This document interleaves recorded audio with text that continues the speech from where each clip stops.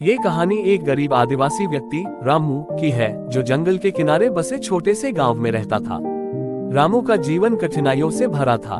वह एक आदिवासी परिवार से था, जिसके पास न तो ज्यादा जमीन थी और न ही रोजी रोटी के साधन। परिवार की आर्थिक स्थिति खराब थी, लेकिन रामू के पास मेहनत करने का जज्बा था।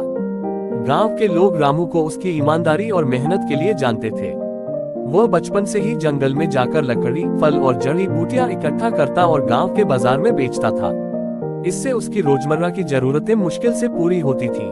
लेकिन रामू के मन में कुछ अलग करने का सपना था। गांव के पास ही एक मुख्य सड़क गुजरती थी, जहां अक्सर यात्रियों का आना जाना लगा रहता था। रामू ने देखा कि इस रास्ते पर कोई खाने पीने की जगह नहीं है। यात्रियों को खाने के लिए दूर जाना पड़ता था। तभी रामू के मन में एक विचार आया, क्यों न वह एक छोटा सा ढाबा खोले, जहां वह अपनी पत्नी के साथ मिलकर यात्रियों के लिए खाना बनाए और बेचे।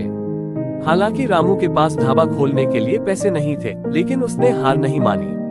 उसने गांव के कुछ लोगों से उधार मांगा और खुद की मेहनत की कमाई से थोड़े थोड़े पैसे जमा किए। उसकी पत्नी ने भी उसकी इस योजना में पूरा साथ दिया। दोनों ने मिलकर अपने पुराने मिट्टी के घर के पास ही एक छोटा सा ढाबा खोल दिया।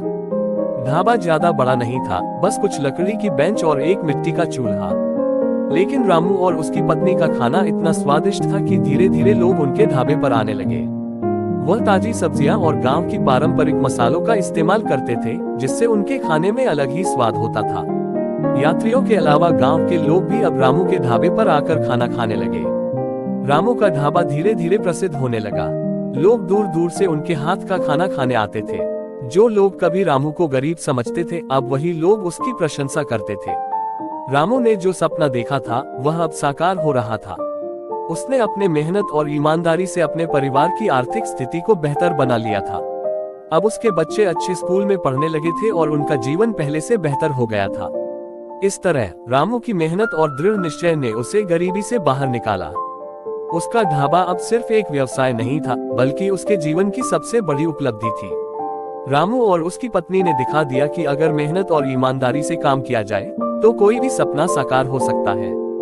अगर आप इस कहानी को और भी लोगों तक पहुंचाना चाहते हैं तो इस वीडियो को लाइक कीजिए, ताकि YouTube इस वीडियो को और भी लोगों तक पहुंचाए। और अगर आपको कहानी पसंद आई है तो चैनल को सब्सक्राइब जरूर कीजिए।